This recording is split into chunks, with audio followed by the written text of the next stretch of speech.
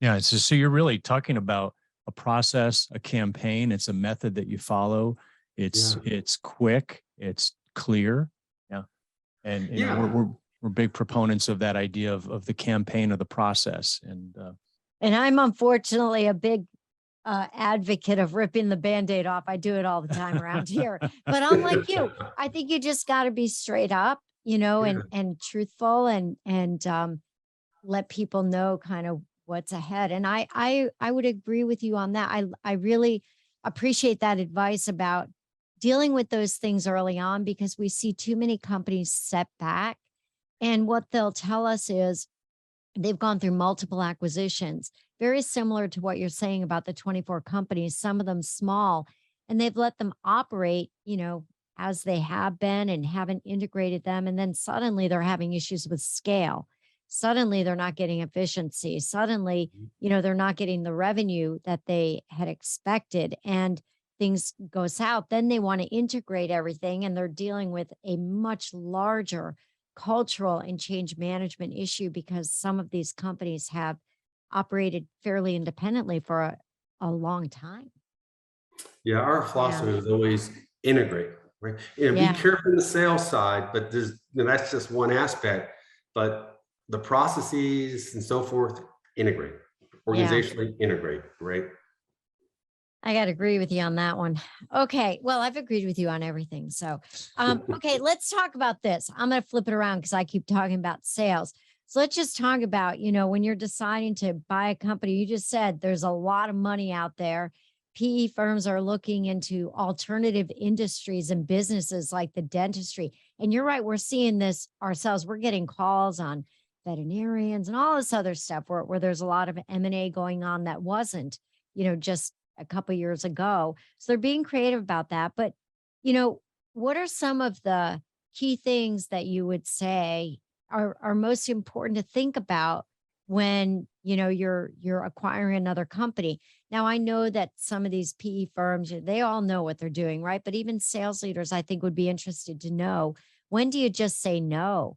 Like run, Forrest, run? Mm-hmm. Yeah. Like, when do you just do that? Well, from a sales perspective, which is a very important due diligence, right? The first thing I Yeah. always look at is, do we have any client concentration in this business? Is number one, because if there is, that exponentially increases the risk, right? If you have one client that's 50% of your business and they Right. walk away. So that's number one. The other is, and I've learned this over time, is truly understand what's in the booking and the backlog of these businesses. We bought a business and as you're more in the due diligence, you're learning more and more and getting peeling the onion. And we realized internationally they were at a peak. And when I did this call with their top client in Germany, right, I learned that the big concentration client over there was going to start winding down. But the forecast didn't reflect that, right? So understanding really what's baked in and how much risk there is, we would look at clients' run rates, historical, and just see and try to understand, and come up with our own independent forecast versus what they gave us, since oftentimes it's a hockey stick. And then to the extent where there's account overlap, just have a plan of how you plan to address that, right? Because it's pretty obvious you have the client list and so forth, and don't wait until after you've announced it to try to figure it out. Doesn't mean you have to execute against them, but develop the plan early on. If you have a lot of overlap of sales reps, in a territory, or even worse, in a client, right? You've done this enough. There's a process to address that. Start the planning process before the acquisition actually occurs, right? Because that will help reduce the risk as well. And I've heard you say, Keith, in a separate conversation, don't be afraid to walk away. Don't get so caught up in the momentum, because I think when you're doing a deal, the momentum is that you want to make it happen, right? So I think you said something like, don't be afraid to walk away at the last minute, or something to that effect. Well, what happens, especially larger deals, are you're spending millions of dollars in legal fees. Yeah. right? And investment advisors, investment bankers, Right. consultants, right, that are being brought in through the private equity companies.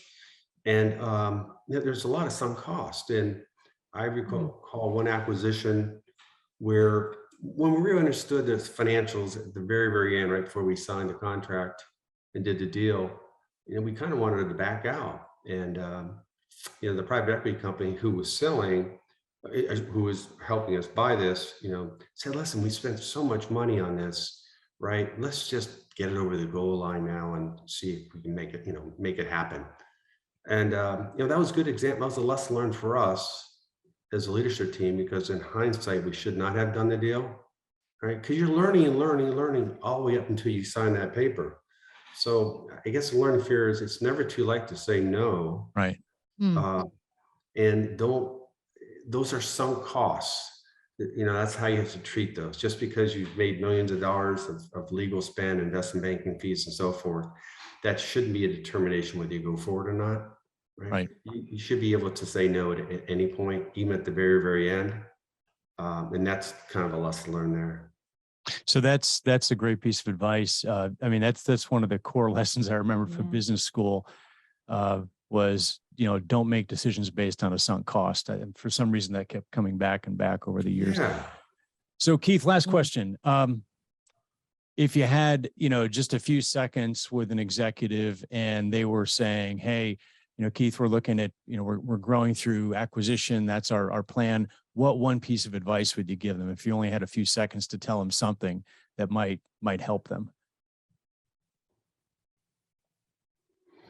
I would tell them to get out and meet the new clients and to get out and go on sales calls with sales reps. Now, I'm not saying the sales manager, maybe he's in the meeting or she's in the meeting, but to really engage with your clients, your new clients, and with your sales reps, the people that are touching your clients. Right? That's what I would say. And it's not an event, it's an ongoing process. And as I mentioned, I would call my top sales reps every month, but just to really get out there and understand firsthand what the challenges are that this new sales team is facing. And as an executive, you have the resources, more than likely, you're accountable to make some of the systemic changes. Then you can go back to the sales team and say, hey, I heard what you said out there. And it was new. We're going to fix these 3 things. And by the way, I already fixed one of them, right? So they're thinking that, hey, someone at the top is spending their time. They're coming out with me, meeting my clients, and they're actually listening to me and actually addressing some of the systemic issues I see. That would be the recommendation that I would make, because the learning's out there, because everything else is, you have layers of communication, it's getting filtered and so forth. When you're in a meeting with the sales rep, with their client or a prospect, there's so much learning. It's just, so that would be my recommendation when it comes to the acquiring company and what the executives even see should do. It's all about the customer in the end. Yeah, it is. It really is. Darn, I thought it was about me, but okay.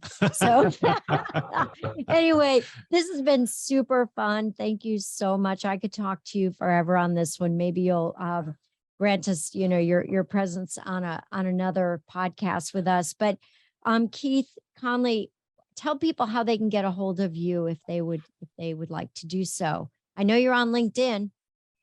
Yeah, LinkedIn would be great. Or my email is kconley777@gmail.com. Okay, 777. That sounds like his garage door code. I don't know. Anyway. Okay, well, thank you so much for spending time with us here today. It was really great. I really appreciate it. You're someone I highly respect. So thank you. And thank you to all of our subscribers here. If you have enjoyed today's session, please share with your family, friends, colleagues, everyone you know. Connect with Mark and I on LinkedIn. We're always looking for followers. We're always competing to see who has the most. So anyway, just who's kidding. competing? I know, right? Anyway, thank you again, Keith. Thanks, Keith. It's been a pleasure. Thank and you, we'll guys. see you all the next time.